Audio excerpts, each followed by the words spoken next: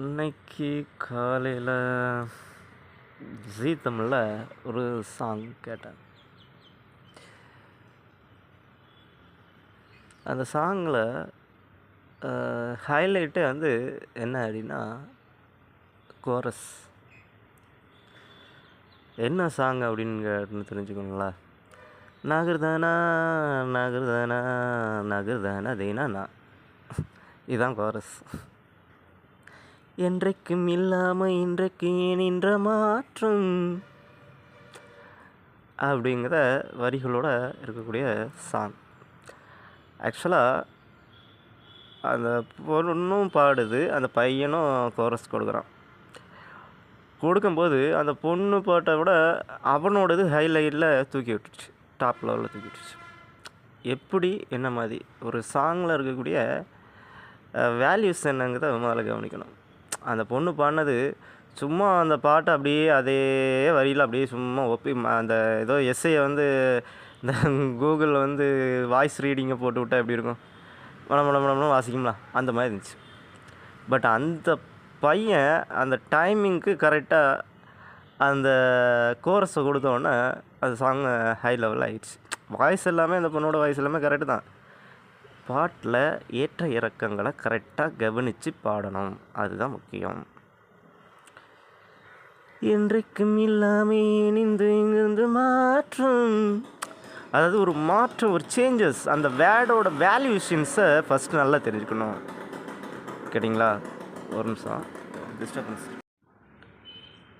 அப்போது அந்த சாங்கோட வேல்யூபிள்ஸை கரெக்டாக கவனிக்கணும். பேட்ஸோட வேல்யூபிள்ஸ். பேட்ஸுங்கிறது ரொம்ப இம்பார்ட்டண்டான ஒரு வார்த்தை. சொல்ல கூட்டினா அள்ள முடியாது, அரிசியை கூட்டினா கூட அள்ளிடலாம், சொல்ல கூட்டினா அள்ள முடியாதுன்னு சொல்லுவாங்க. அந்த சொற்றொடர் ரொம்ப முக்கியமான ஒரு விஷயம். கேட்டிங்களா? அதே தான் சாங்லேயும். பாடகிகள்லாம் நீங்கள் பழைய பாடகிகள்லாம் நல்லா கவனித்து பார்த்தீங்கன்னா ஃபார் த டீட்டெயில்ஸ் உங்களுக்கு தெரிய வரும். எந்தெந்த சாங்குக்கு எந்த மாதிரியான நளினத்தோடு கொடுக்கக்கூடிய வேர்ட்ஸ் இருக்குது, எந்த சாங்குக்கு எந்த மாதிரியான வேர்ட்ஸை கொடுக்கும். ஒரு ஃபீலிங் சாங்ஸில் பாடும்போது ஏன்னு சிரிச்சிட்டே பாட முடியுமா? ஒரு ஹாப்பினஸோடு அந்த சாங்கை பாடுமா?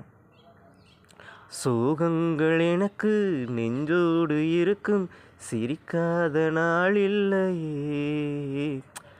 இந்த சாங்கில் என்ன ஒரு ஹைலைட்னு நல்லா கவனிக்கணும். இது சோகத்தையும் அதில் வந்து ஃபீலிங் தாட்டையும் அங்கே காட்ட வேண்டியது இருக்கும். அதே அந்த வரிகளில் நல்லா நோட் பண்ணும். சோகங்கள் எனக்கு சிரிக்காத நாள் இல்லையே, அந்த சோகத்தையும் அங்கே கொடுக்கணும். அதே சிரிக்காத நாளிலேயேங்கிறது அந்த பாட்டோட ஹைலைட்டையும் கொடுக்கணும். அதாவது ஒரு ஃபீலிங்கும் இருக்கணும், அடுத்த செகண்டே அதுக்கான ஸ்மைலிங்கோட தாட்டோட அந்த சாங்கோட வேல்யூஸும் கொடுக்கணும். இந்த என்விரான்மெண்டல் ஸ்டடீஸ் மாதிரி, ஈக்குவலிட் ஸ்டடீஸ் மாதிரி. கேட்டிங்களா? பாட்டுங்கிறது சும்மா இல்லை, அதுவும் ஒரு எக்கனாமிக்கலுக்குள்ளே இருக்கக்கூடிய விஷயம்தான். என்ன எக்கனாமிக்கலுக்குள்ளே இருக்கக்கூடிய விஷயம்? எக்கனாமிக்கல்னால் பொருளாதாரம்னா நான் கணக்கீடுகள் பண்ணி தான் நம்ம வந்து ஈக்குவலேட் பண்ணுறோம் இல்லை? அந்த காலத்தில் பண்டமாற்று முறைகள்னு இருந்துச்சு. அந்த காலத்தில் வந்து ஒரு பொருளுக்கு இன்னொரு பொருளை ஈக்குவலாக மதிப்பீடு பண்ணி அதுக்கான வேல்யூஷன் கொடுக்கணும். சாங்கும் அதே மாதிரி தான். கேட்டிங்களா? அதுவும் ஒரு பொருளாதாரத்தோட கம்ப்ளீட்டான ஒரு முக்கியமான விஷயந்தான். எந்தெந்த வார்த்தைகளுக்கு எந்தெந்த வார்த்தைகளை கரெக்டாக ப்ரெசன்டேஷன் கொடுக்கறது, ப்ரெசன்ட் பண்ணுறது. கேட்டிங்களா? நீங்கள் உங்கள் காசு, உங்கள் உழைப்புக்கான கரெக்டான வேல்யூஸை அங்கே பெறது, கரெக்டான அந்த சாங்ஸான ரிதம், அதோட வாய்ஸு, அது மட்டும் கிடையாது, அந்த பாட்டோட வரிகள் எல்லாமே கரெக்டாக ஈவன் பண்ணி இந்தந்த சாங்ஸை நீங்கள் கேதர் பண்ணி பாடணும். எல்லாருக்குமே எல்லா வாய்ஸும் செட் ஆகுமா சார் அப்படின்னு சொல்லி கேட்டால் ஆகாது. ஸோ அந்த வாய்ஸு வந்து அந்த வரிகள் நமக்கானதானதுங்கிறத விட அதை சரியானதாக நம்ம வந்து பயன்படுத்திக்கணும். அதுதான் ஒரு சாங்ஸோட மோஸ்ட் பவர்ஃபுல் வேல்யூஸ். அதில் நான் இன்றைக்கி பாடும்போது ஜீ தமிழில் அந்த பையன் பாடும்போது நல்லா அருமையாக பண்ணான். எனக்கு பிடிச்ச, ஆனால் இன்னும் லைட் க்ரீன் ஜாக்கெட் பண்ணால் இன்னும் நல்லா இருந்திருக்கும். எனக்கு எப்போவுமே லைட் க்ரீன் தான் பிடிக்கும். அவன் டார்க் க்ரீன் கோட் போட்டிருந்தான். பட் இருந்தாலும் எனக்கு லைட் க்ரீன்னா ரொம்ப பிடிக்கும். கிளிப்பச்சைன்னு சொல்லுவாங்க, கிளிப்பச்சைன்னு கூட சொல்ல முடியாது, இளந்துளிர் விடக்கூடிய அந்த ஒரு ரொம்ப லைட்டான ஒரு கலர், ஒரு ரேடியன் கலர் மாதிரி. கேட்டிங்களா? அப்போது இந்த சாங்கை பொறுத்த வரைக்கும் என்ன ஒரு மெயின் விஷயம் அப்படின்னா அதில் வேல்யூபிள். இப்போ உங்களுக்கு யாருக்குன்னே ஒரு சொல்லியிருப்பேன், சின்மயா பாடினதுக்கும் அதே சாங்கை முத்தமலை எங்கு கொட்டி தீராத சினிமாவில் பாடினது ஹிட் ஆகலை, சின்மயா பாடினது ஹிட் ஆயிடுச்சு. Why recent? அவள் குரல் மட்டுமே கிடையாது, அங்கே இருக்கக்கூடிய நல்லினம், அது ரொம்ப முக்கியம்.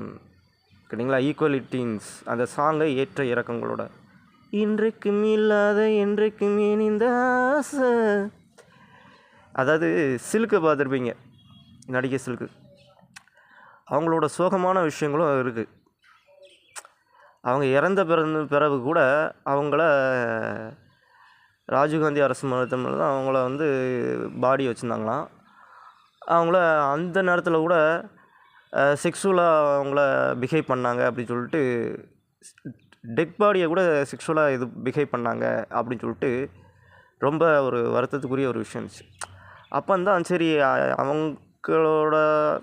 அவங்க ஒரு மாடர்னிட்டிக்கெலாம் நடித்த ஒரு கேரக்டர், ஆக்சுவலாக அவங்க ஒரு ரொமான்டிக் கேரக்டராகவே நடித்த ஒரு ஆக்டர். சரி, அவங்கள ரெஸ்பெக்ட் படுத்துகிற மாதிரி இந்த மாதிரி ஒரு தவறான விஷயம் இந்தியாவில் நடந்துட்டோன்னா ரொம்ப வருத்தமாக இருந்துச்சு. சரி, அவங்கள வந்து அவங்களோட ஒரு மனிதரோட வேல்யூஸ் தெரியாமல் அந்த மனிதர்கள் ரொம்ப கேவலமாக பிஹேவ் பண்ண மனிதர்களை தூரதல்ட்டு அவங்களோட வேல்யூஸான விஷயங்களை கொடுக்கணுங்கிறதுக்காக தான் சிலுக்கு மாதிரியே இருக்கக்கூடிய கேரக்டரை ஒரு படத்தில் நான் உங்களை கொடுத்துருப்பேன். நீங்கள் பார்த்துருக்கலாம். சிலுக்கு மாதிரியே இருக்கக்கூடிய ஒரு கேரக்டரு ஆக்டராக வந்து இப்போ லேட்டஸ்ட்டாக நடிச்சிருப்பாங்க, பார்த்துருப்பீங்க. அதே மாதிரி தான் இந்த சாங்லேயுமே வந்து பார்த்திங்கன்னா அவ்வளோ வேல்யூபிளாக இருக்கக்கூடிய விஷயம். வேல்யூபிளுங்கிறது வந்து என்ன விஷயம்னா திறமைக்கு தான் அங்கே மதிப்பு, இங்கே ஒழுக்கத்துக்கும் மதிப்பு. தன்னோட பிஹேவியரில் என்ன, தன்னோட குணநலங்களை எவ்வளோ குற்றங்கள் பார்த்தாலுமே நம்ம அங்கே இருக்கக்கூடிய ஒழுக்கத்தில் ரொம்ப கரெக்டாக இருந்தோம்னா அதுக்கான வேல்யூஸ் எந்த காலம் கடந்தாலும் கிடைக்கும் அப்படிங்கிற விஷயங்களை நம்ம தெரிஞ்சுக்கணும். சரிங்களா? இங்கே ஒழுக்கம் ரொம்ப முக்கியம். அதே மாதிரி நம்ம இந்த சாங்ஸை பொறுத்தவரை எதுக்காக இப்போ நான் உங்கள்கிட்ட சொன்னேன்னா, உங்களை வந்து குறை சொல்கிற மாதிரி சொல்லலை, நீங்கள் அதில் கற்றுக்கிடணும். இன்னும் கற்றுக்கிட வேண்டிய விஷயங்கள் நிறைய இருக்குது, நுணுக்கமான விஷயங்கள். நீங்கள் நிறைய பாடகர் ஆகணும், சிங்கர் ஆகணும், அப்படி ஆகணும், இப்படி ஆகணும் எல்லா ஸ்டூடெண்ட்ஸும் நினைக்கிறீங்க. Very good habits. பட் எல்லாருமே அதே தாட்டில் அதே ஃபீல்டுலேயே வந்து ரன் பண்ணணுங்கிறத வந்து ஃபீலிங்கில் இருக்கக்கூடாது. ஒரு ஃபீல்டையே வந்து டிஃப்ரெண்ட் ஹேண்டில் மெயின்டெனன்ஸ் சிஸ்டம். இப்போ என்னோடய இன்ஸ்டாகிராம் பேஜில் பார்த்திங்கன்னா ஒரு பெண்மணிக்கு நான் ஒரு புது கண்டென்ட் கொடுத்துருப்பேன். என்ன கண்டென்ட்னா, ஏதாவது ஒரு வீடியோ ஒரு டாப்பிக்கில் வந்து ஒரு பொருளை பற்றி அது எப்படிலாம் செயல்படுமோ அதை அப்படியே பாடலாக பாடி இது பண்ணு கண்டென்ட் அப்படின்னு சொல்லி ஒரு கண்டென்ட் கொடுத்துருப்பேன். அது பற்றின வீடியோஸும் ரீல்ஸும் என்னோடய இன்ஸ்டாகிராம் இதில் வந்துருக்கும், நீங்கள் பார்த்து தெரிஞ்சுக்கலாம். கேட்டிங்களா? அதே மாதிரி ஒரு பாடலுங்கிறத மட்டுமே நீங்கள் எதிர்பார்க்கக்கூடாது, அதை வச்சு இன்னொரு விஷயங்களை எப்படி உருவாக்கணும் அப்படிங்கிற விஷயங்களை தெரிஞ்சுக்கணும். அது எவ்வளோ பிரயோஜனமான விஷயங்களாக இருக்கணும். இப்போ அந்த என்னோடய இன்ஸ்டாகிராம் பேஜில் அந்த ஒரு பொண்ணு லேடி பாடுவாள், அதுக்கான வீடியோஸ் ரீல்ஸ்லாம் உங்களுக்கு கொடுக்குறேன், பார்த்துருப்பீங்க. நிறைய பேர் நான் லைக் பண்ணோன்னே அந்த வீடியோஸ் ஃபுல்லாமே என்னோடய இன்ஸ்டாகிராம் பேஜில் ரன்னிங் ஆகிட்டு இருக்கவங்களுக்கு எல்லாருக்குமே வந்துகிட்ருக்கோம், நீங்களும் பார்த்துருக்கான். அப்போது அந்த கண்டென்ட்டை வச்சு ஒரு பாடலாக இது பண்ணி ஒரு ரீல்ஸாக அவங்க ப்ரொவைட் பண்ணியிருப்பாங்க. அது எதுக்காக, என்னத்துக்காக? நம்ம ஒரு விஷயத்தை பல பரிமாணங்களை கொண்டு வர்றது தான் முக்கியமான விஷயம். பல பரிமாணங்கள்னால் ஒரே அரைச்சமாகவே அரைக்கக்கூடாது, கேட்டிங்களா? அதுக்கான வேல்யூபிளை கொடுக்கணும். அதுக்காக டிஃப்ரெண்ட்டாக கொடுக்கணும்னு சொல்லி கிறுக்குத்தனமாக எதுவும் பண்ணி முட்டாள்தனமாக இதாகி நான் ரிஜெக்டட் லிஸ்ட்டில் போயிடக்கூடாது. அது ரொம்ப முக்கியம். நமக்கு இது சரி வருமா வராதா அப்படிங்கிற விஷயங்களையும் நம்ம கேதர் பண்ணிக்கணும். ஸோ பாட்டுன்னு ஒன்று எடுத்துக்கிட்டிங்கன்னா அந்த பாட்டு அது என்ன உயிரோட்டத்தோட என்ன ஃபீலிங் தாட்டில் இருக்கோ அந்த மாதிரி கொடுக்கணும், கேட்டிங்களா? இப்போது சினிமா ஆக்டர்லாம் நடிக்கிறாங்க வைக்கிறாங்க, அவங்கெல்லாம் வந்து யார் யாரும் என்னென்ன லாங்குவேஜில் இருக்காங்கன்னே தெரியாது. அவங்க ஏதாவது ஒரு லாங்குவேஜில் அவங்கள கொண்டு போட்டு ஆக்டராக போட்டு நடிக்க வச்சு எல்லா இதுலேயும் நம்ம கொண்டு வரலாம். ரஜினிலாம் வேறு ஆந்திரக்காரங்க அவங்களெலாம் கொண்டு வந்து நம்ம தமிழ் கேரக்டருக்குள்ளே அதுக்கு தகுந்த மாதிரி லாங்குவேஜை கொடுத்து அதுக்கு தகுந்த மாதிரி டாப்பிக்கை கொடுத்து அவங்களுக்கு பேசவே வராட்டாலும் டப்பிங் கொடுத்து எல்லாமே நம்ம பண்ணி அதுக்கான ரியாலிட்டியில் நம்ம வெளியே எடுத்து கொண்டு வரோம் இல்லையா? அதுதான் அங்கே முக்கியமான விஷயம். ஸோ அங்கே ரியாலிட்டிகள் ரொம்ப முக்கியம். சரிங்களா? சரி, எனிவே பாடுறீங்க, பாட்டுக்கு உயிர் அப்படிங்கிறது ஒன்று உண்டு. புரியுதா? நம்மளோட ஹாப்பினஸ்ஸும் அதுக்குள்ளே இருக்கும். ஒரு பாடல் வரிகள்ங்கிறது சும்மா சாதாரணமாக கிரியேட் பண்ணது கிடையாது. நீங்கள் நினச்சிருப்பீங்க, சில பாட்டு கேட்டால் எனக்கு ரொம்ப மனசுக்கு அமைதியாக இருக்குது சார், சில பாட்டு கேட்டால் இவ்வளோ ரொம்ப ஃபீலிங்காக இருந்தால் இந்த சாங் கேட்டால் எனக்கு கொஞ்சம் ஓரளவுக்கு பெட்டராக இருக்குது, இந்த சாங் கேட்டால் எனக்கு ஓரளவுக்கு ரிலாக்ஸாக இருக்குது, இந்த சாங் கேட்டால் எனக்கு ஒரு உத்வேகத்தையே கொடுக்கு, அடுத்த ஸ்டெப்பு அப்படிங்கிறது. இதெல்லாம் எதுக்காக இந்த சாங் இந்த மாதிரிலாம் வந்து உருவாச்சு, இந்த மாதிரி சாங் எதுக்காக இருக்குது அப்படின்னு சொல்லி கேட்டிங்கன்னா, சராசரி பீப்புள்ஸுக்கு அவங்களுக்கு தேவையான விஷயங்களை கொடுக்கக்கூடியது தான். அதில் என்றைக்குமே மைனஸ் பண்ணிடக்கூடாது, குறையீடுகளை பண்ணிடக்கூடாது, நிறைகளாக கொடுக்க வேண்டும். சாங்ஸுங்கிறது படம் கூட சில இடத்துல ஃபெயிலியராக இருக்கும். சாங்ஸ் அப்படி கிடையாது. படம் ஃபெயிலியர் ஆனால் கூட சாங்ஸ் அங்கே பாடிக்கிட்டே இருக்கும். நிறைய படங்கள் நீங்கள் பார்த்துருப்பீங்க. ஏன், என்ன காரணம், என்னைக்காவது யோசிச்சிருக்கீங்களா? காரணம் என்ன அப்படின்னு சொல்லி கேட்டால், அந்த படத்தை கூட நம்ம பார்த்துருக்க மாட்டோம், பார்க்க கூட சிலவங்க விரும்பியிருக்க மாட்டோம். ஒரு வாட்டி பார்த்துட்டு இது என்ன படம், பாட்டு நல்லா இருக்கியா அப்படின்ட்டு இருப்பாங்க. என்ன ரீசன்ட்? ஒரு ரிலாக்ஸேஷன்ஸ், மனுஷனுக்கு மன அமைதி, ஒரு மன நிறைவு கிடைக்கக்கூடியதெல்லாம் பாடல்கள். இது நான் எதை வச்சு உங்களுக்கு நான் சொல்கிறேன் அப்படின்னா, உங்களுக்கு உதாரணத்துக்கு ஒன்று சொல்கிறேன். திருப்புகழ் கேட்டிங்களா, திருவருட்பா, சிவன் பாடல்கள், ஜீசஸ் பாடல்கள், இவ்வளோ நிறைய பாடல் கேட்டிங்களா, அல்லாஹ் பாடல்கள், இதெல்லாம் கேட்டிருப்பீங்க.